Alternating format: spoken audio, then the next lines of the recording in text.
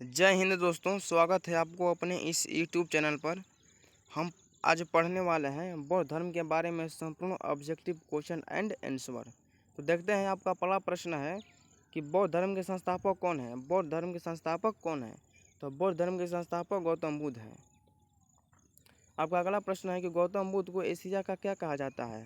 तो गौतम बुद्ध को एशिया का ज्योतिपुंज कहा जाता है, ज्योतिपुंज। गौतम बुद्ध का जन्म कब हुआ है? तो गौतम बुद्ध का जन्म 563 ईसा पूर्व में हुआ था। आपका अगला प्रश्न है कि गौतम बुद्ध का जन्म कहाँ हुआ था। तो गौतम बुद्ध का जन्म कपिलवस्तु के लुम्बिनी स्थान पर हुआ था, जो अभी नेपाल में है। गौतम बुद्ध का पिता का क्या नाम था। तो गौतम बुद्ध के पिता का नाम सुधोधन था, सुधोधन था। आपका अगला प्रश्न है कि गौतम बुद्ध की माता का क्या नाम था। तो गौतम बुद्ध की माता का नाम महामाया या माया देवी था। आपका अगला प्रश्न है कि माया देवी की मृत्यु कब हो गई। तो माया देवी की मृत्यु बुद्ध के जन्म के 7वें दिन के बाद हो गई। आपका अगला प्रश्न है कि बुद्ध की दूसरी माँ का क्या नाम था। तो बुद्ध की दूसरी माँ का नाम प्रजापति गौतमी था। आपका अगला प्रश्न है कि गौतम बुद्ध के मौसी का क्या नाम था। तो गौतम बुद्ध के मौसी का नाम प्रजापति गौतमी थी।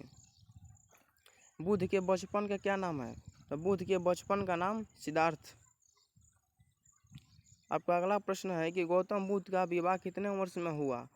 गौतम बुद्ध का विवाह कितने वर्ष के उम्र में हो गई। तो गौतम बुद्ध का विवाह 16 वर्ष की उम्र में हो गई, यशोधरा के साथ, जो साक्यगढ़ की क्या थी, सबसे सुंदर लड़की थी। आपका अगला प्रश्न है कि बुद्ध के पत्नी का क्या नाम था। तो बुद्ध के पत्नी का नाम यशोधरा। अगला प्रश्न है कि गौतम बुद्ध के पुत्र का क्या नाम था। तो गौतम बुद्ध के पुत्र का नाम राहुल है। आपका अगला प्रश्न है कि सिद्धार्थ ने सैर पर निकले तो क्या देखे। तो सिद्धार्थ ने जब अपने महल से बाहर निकले तो पहला नंबर पर वो बूढ़ा व्यक्ति देखे, दूसरा नंबर पर वो एक बीमार व्यक्ति देखे, तीसरा नंबर पर वो एक लाश देखे, जिसको हम शव कहते हैं। लाश का दूसरा नाम शव है। और चौथा नंबर पर एक सन्यासी देखे।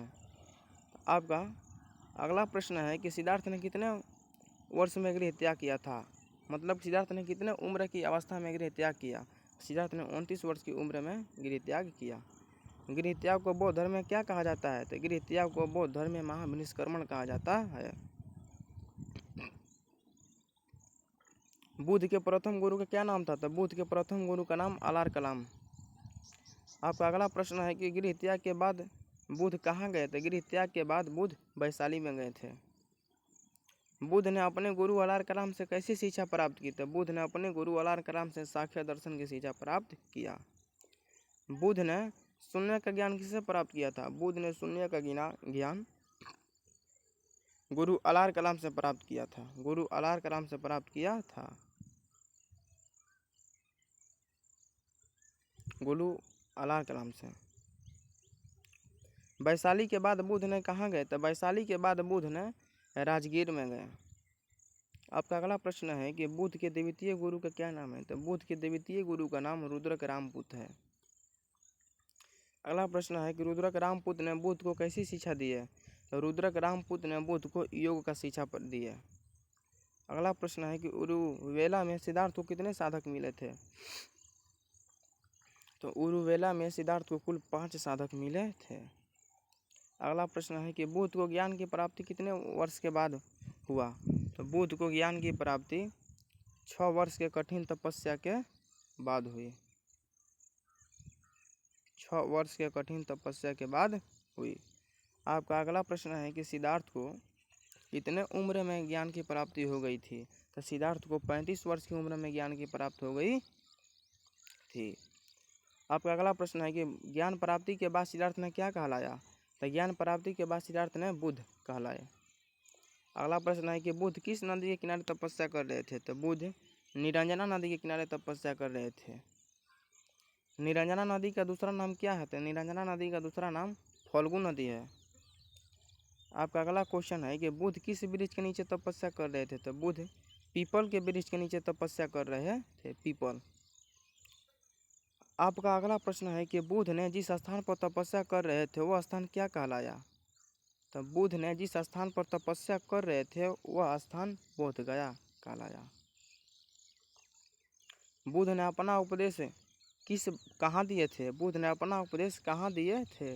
पहला हो जाएगा सारनाथ में, और सारनाथ का ही दूसरा नाम क्या है? ऋषिपतनम।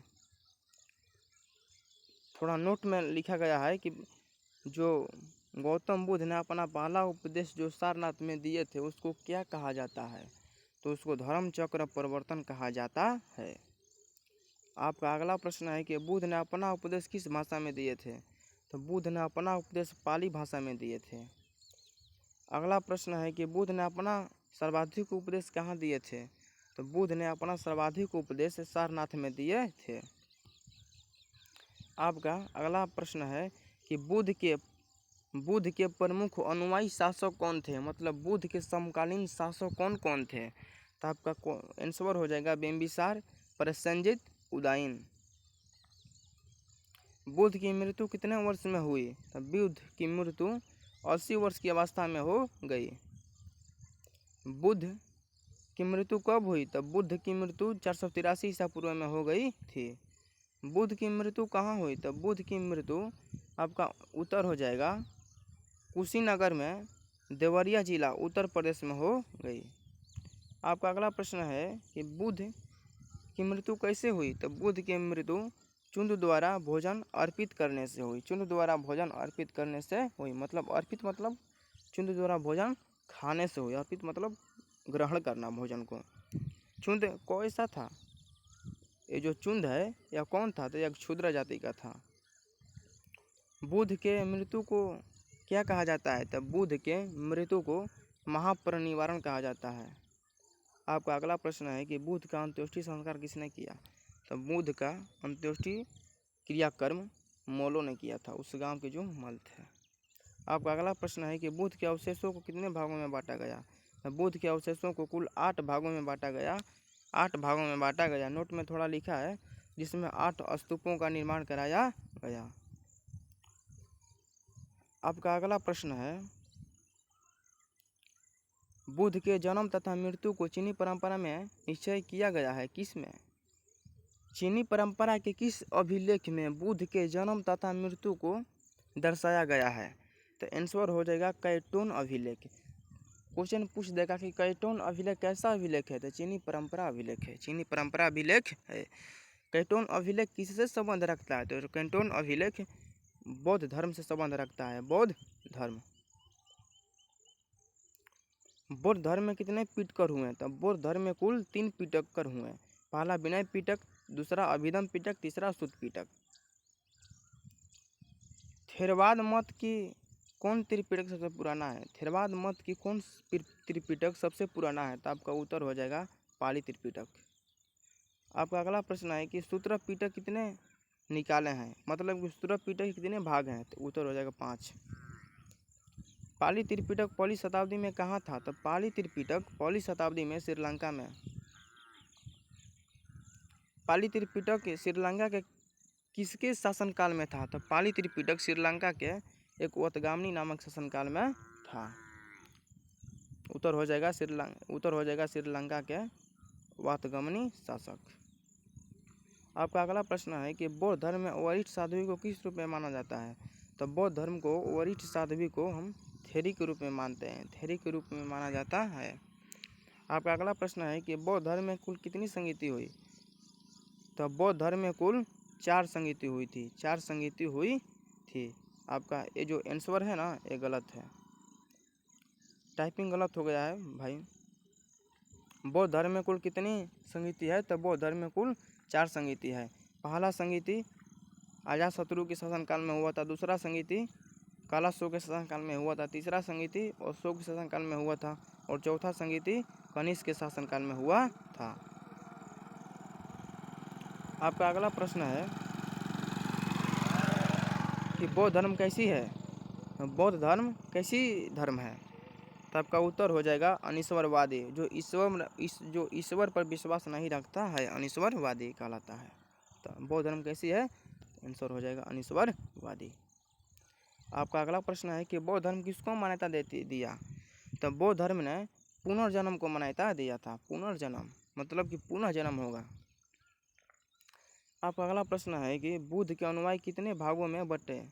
तो बुद्ध के अनुयायी कुल दो भागों में बट गए, एक भिक्षुक एक उपासक। बौद्ध धर्म में कितने रत्न हैं? तो बौद्ध धर्म में कुल 3 रत्न है, 3 रत्न, बुद्ध, धम्म एवं संघ। इसी को अशोक ने अपने शासनकाल में प्रचलित किया था। बुद्धम धर्म गच्छामि, समम संगम गच्छामि और धम्मम शरणम गच्छामि। आपका अगला प्रश्न है कि बौद्ध धर्म में सम्मिलित होने की न्यूनतम आयु कितनी है? तो बौद्ध धर्म में सम्मिलित होने के लिए न्यूनतम आयु उत्तर हो जाएगा 15 वर्ष। मतलब बौद्ध धर्म में सम्मिलित होने के लिए आपका उम्र कितना वर्ष होना चाहिए? तो आंसर हो जाएगा 15 वर्ष। आपका अगला क्वेश्चन है कि बौद्ध धर्म में प्रविष्ट को क्या कहा जाता है? तो बौद्ध धर्म में प्रविष्ट को उपसंपदा कहा जाता है, उपसंपदा। आपका अगला क्वेश्चन है कि चतुर्थ बौद्ध संगीति के बाद बौद्ध धर्म को कितने भागों में बांटा गया? तो चतुर्थ बौद्ध संगीति के बाद बौद्ध धर्म को 2 भागों में बांटा गया, एक हीनयान और एक महायान। चतुर्थ बौद्ध संगीति किसके शासनकाल में हुई थी? तो चतुर्थ बौद्ध संगीति कनिष्क के शासनकाल में हुई थी, कुंडल वन में, जो कहाँ है? जो अभी कश्मीर में है। आपका अगला प्रश्न है कि बौद्ध धर्म का पवित्र त्यौहार कौन सा है? तो बौद्ध धर्म का पवित्र त्यौहार वैशाख की पूर्णिमा है, अर्थात हम वैशाख की पूर्णिमा है। बौद्ध धर्म का पवित्र त्यौहार कौन सा है? तो बौद्ध धर्म का पवित्र त्यौहार वैशाख का पूर्णिमा है। क्यों है? क्योंकि वैशाख की पूर्णिमा के रात को ही, मध्य रात को ही पीपल के वृक्ष के नीचे नीलजना नदी के किनारे बुद्ध भगवान को ज्ञान की प्राप्ति हो गई थी। वैशाख की पूर्णिमा में रात को हुई थी। आपका अगला प्रश्न है कि बुद्ध को ज्ञान की प्राप्ति किस दिन हुई? तो बुद्ध को ज्ञान की प्राप्ति वैशाख की पूर्णिमा के रात्रि में हुई थी, बताए थे ना अभी। भारत में उपासना की जाने वाली प्रथम मूर्ति कौन है? तो भारत में उपासना की जाने वाली प्रथम मूर्ति बुद्ध की है, अर्थात बुद्ध को हम विष्णु का अवतार भी लोग मानते हैं। आपका अगला क्वेश्चन है कि निर्वाण बौद्ध धर्म का अर्थ क्या है? तो निर्वाण बौद्ध धर्म का अर्थ है दीपक का बुझ जाना, दीपक का बुझ जाना। आपका अगला प्रश्न है कि सर्वाधिक बुद्ध की मूर्तियां का निर्माण किस में किया गया है?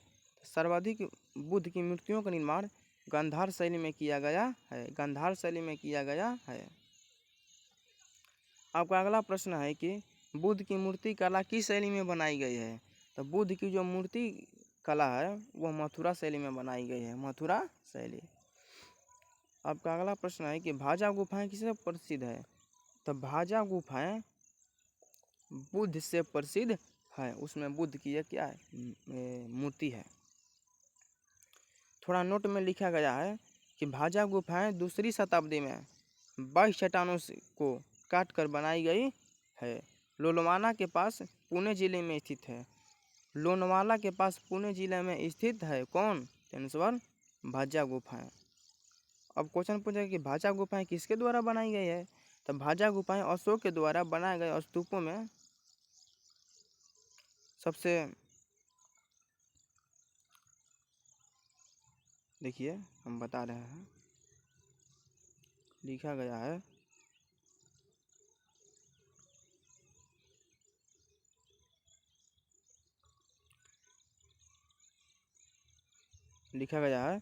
कि अशोक द्वारा बनाए गए स्तूपों में सबसे प्राचीन स्तूप सांची का स्तूप है, जो रायसेन जिला के मध्य प्रदेश में है, जो रायसेन जिला में मध्य प्रदेश में स्थित है। उत्तर प्रदेश में पिहारवा का स्तूप सबसे प्राचीन है। उत्तर प्रदेश में किसका स्तूप सबसे प्राचीन है? तो उत्तर प्रदेश में पिहारवा का स्तूप सबसे प्राचीन है। अर्थात क्वेश्चन पूछेगा कि बौद्ध धर्म का सबसे प्राचीन स्तूप कौन सा है? तो बौद्ध धर्म का सबसे प्राचीन स्तूप सांची का स्तूप है, जो मध्य प्रदेश के रायसेन जिला में स्थित है। इसका खोज किसने किया था? तो इसका खोज 1818 ईस्वी में जनरल टेलर ने किया था। आपका अगला प्रश्न हो जाएगा कि बुद्ध धर्म में आने वाली प्रथम महिला कौन थी? तो बौद्ध धर्म में आने वाली प्रथम महिला प्रजापति गौतमी थी, अर्थात हम बोल सकते हैं कि गौतम बुद्ध की दूसरी माँ दूसरी माँ। क्वेश्चन पूछ देगा कि गौतम बुद्ध की सौतेली माँ का नाम क्या है? आंसर प्रजापति गौतमी।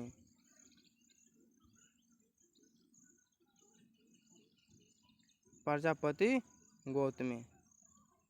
प्रजापति गौतमी लिखने में टाइम लगता है भाइयों। आपका अगला क्वेश्चन है कि बुद्ध चरित्र के लेखक कौन है? तो बुद्ध चरित्र के लेखक अश्वघोष हैं। बुद्ध चरित्र में किसका उल्लेख किया गया है भाई? तो बुद्ध चरित्र में बुद्ध के चरित्र तथा उनके काव्य शैली को उल्लेख किया गया है। तो इसी तरह की मज़ेदार वीडियो देखने के लिए आप मेरे चैनल को सब्सक्राइब कीजिए और मिलते हैं हम अगले वीडियो में।